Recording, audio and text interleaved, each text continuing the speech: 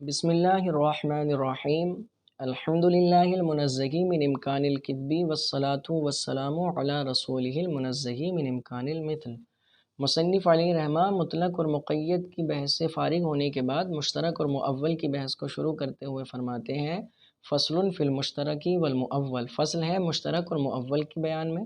اولاً تعریف کریں گے کہ المشترک ما وضع لمعنیین مختلفین او لمعان مختلفۃ الحقائق، کہ مشترک وہ ہے جو دو مختلف معنی کے لیے وضع کیا گیا ہو یا چند مختلفۃ الحقائق معنی کے لیے وضع کیا گیا ہو۔ تو مشترک کی تعریف میں کیا کہا کہ لفظ ایک ہوگا، اس کے دو معنی ہوں گے کم سے کم، اور دونوں معنی مختلف ہوں گے، یا اس کے دو سے زیادہ معنی ہوں گے اور وہ تمام کے تمام معنی کیا ہوں گے، مختلف ہوں گے۔ تو ایسا لفظ کہ جس کے جو لفظ ایک ہو اور معنی اس کے زیادہ دو ہوں یا دو سے زیادہ ہوں اور سب معنی مختلف ہوں، تو وہ کیا ہوگا، مشترک ہوگا۔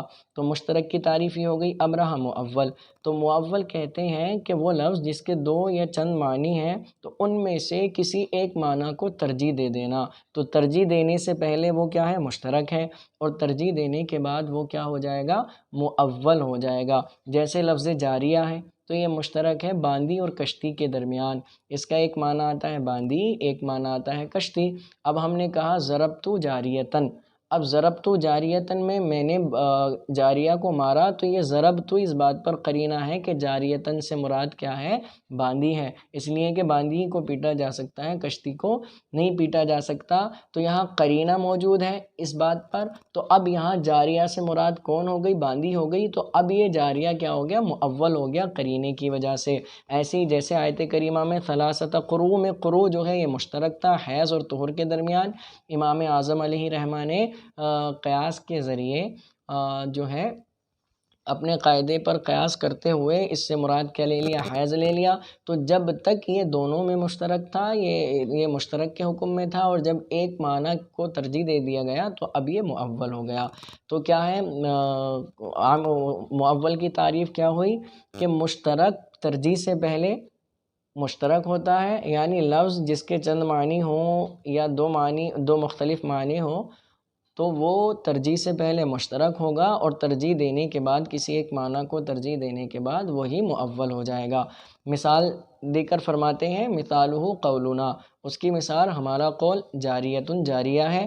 فرماتے ہیں فإنها تتناول الأمة والسفينة، کہ جو لفظ جاریہ ہے یہ شامل ہے باندی کو اور کشتی کو، کہ لفظ ایک ہے، اس کے دو معنی ہیں اور دونوں مختلف ہیں۔ دوسری مثال والمشتری، اسی طرح مشتری فإنه يتناول قابل عقد البيع وكوكب السماء، فرماتے ہیں یہ جو لفظ مشتری ہے یہ شامل ہے عقد بیع کو قبول کرنے والے کو اور آسمان کے ایک سیارے کو۔ تو لفظ ایک ہے، معنی دو ہیں اور دونوں مختلف ہیں۔ اور مشترک کی تعریف میں یہ ہے دو معنی ہو یا دو سے زیادہ معنی ہو اور اب وہ کیا ہو، مختلف ہوں، آپس میں کوئی مناسبت نہ ہو۔ وقولنا، اور ہمارا قول بائن ہے، تو فرماتے ہیں فإنه يحتمل البین والبیان، تو یہ بھی احتمال رکھتا ہے جدائی تفریق کا اور ظہور کا۔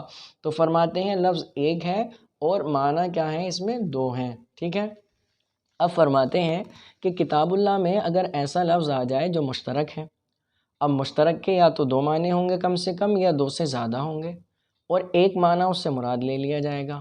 اب ہم کس طرح سے کتاب اللہ کے مشترک پر عمل کریں گے، اگر مشترک آ جائے تو ہم کو اس پر کیسے عمل کرنا ہے، کون سا معنی مراد لینا ہے، اور اگر ایک معنی مراد لے لیا تو دوسرے معنی کا کیا کرنا ہے، تو اس کا حکم مصنف علیہ رحمہ بیان فرماتے ہوئے فرماتے ہیں وَحُكْمُ الْمُشْتَرَكِ أَنَّهُ إِذَا تَعَيَّنَ الْوَاحِدُ مُرَادًا بِهِ سَقَطَ اعْتِبَارُ إِرَادَةِ غَيْرِهِ، کہ مشترک کا حکم یہ ہے کہ جب ایک معنی متعین ہو جائے مراد لیتے ہوئے، کس کے ذریعے، کسی دلیل کے ذریعے، کسی قرینے کے ذریعے مراد لیتے ہوئے، اس حال میں کہ وہ کسی قرینے سے مراد ہو جائے، مراد لیتے ہوئے ایک معنی متعین ہو جائے، تو فرماتے ہیں سقط اعتبار ارادت غیرہ، تو اس کے غیر کا ارادے کا اعتبار ساقط ہو جاتا ہے، ہو گیا، یعنی اب اس کا غیر، یعنی اسی وقت میں اس کا غیر مراد لینا جائز نہیں ہے، نہیں لے سکتے، ٹھیک ہے، یہ اس کا حکم ہو گیا کہ جب ایک معنی مراد لے لیا تو اب دوسرا معنی اسی وقت میں مراد نہیں لے سکتے ہیں،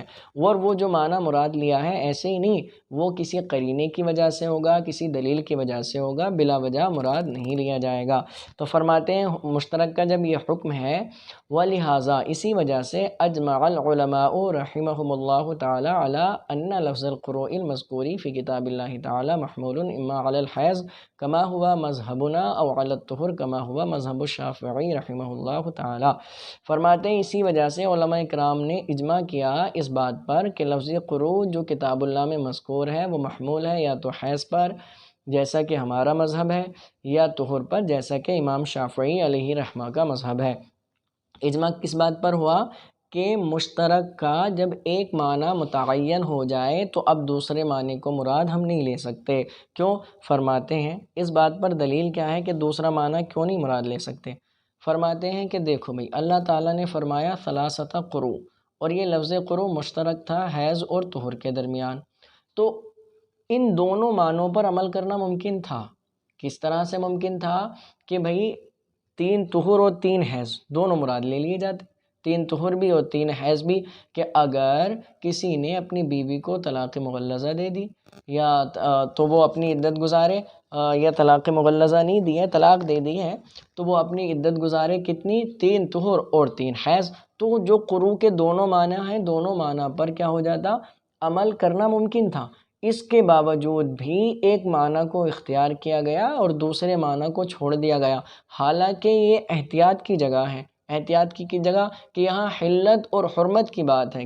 کس کی بات ہے؟ حلت اور حرمت، کہ بھئی اگر 3 یہاں پر کیا حلت اور حرمت کی بات ہے کہ عدت گزارنے کے بعد اس کا دوسرے سے نکاح کرنا جائز ہو جائے گا اور عدت سے پہلے جائز نہیں ہوگا، تو یہاں حلت اور حرمت کی بات ہونے کے باوجود کہ یہاں احتیاط کا بہت زیادہ مقام تھا، پھر بھی ایک معنی لیا تو دوسرے معنی کو چھوڑ دیا، اور ہر امام کے یہاں ہے کہ انہوں نے ایک ہی معنی لیا، دوسرے معنی کو چھوڑ دیا۔ تو یہ اس بات پر ہے کہ گویا کہ اس بات پر ائمہ اکرام کا اجماع ہو گیا کہ مشترک کا جب ایک معنی مراد لے لیا جائے کسی دلیل کے ذریعے تو اب دوسرے کو مراد لینے کا اعتبار ساقط ہو جائے گا۔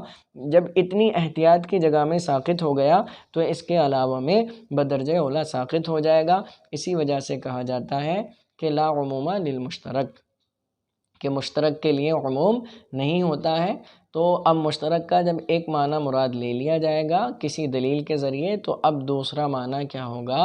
وہ دوسرے معنی کا مراد لینے کا اعتبار ساقط ہو جائے گا، اسی وقت میں اسی لفظ سے دوسرا معنی مراد لینا جائز نہیں ہے۔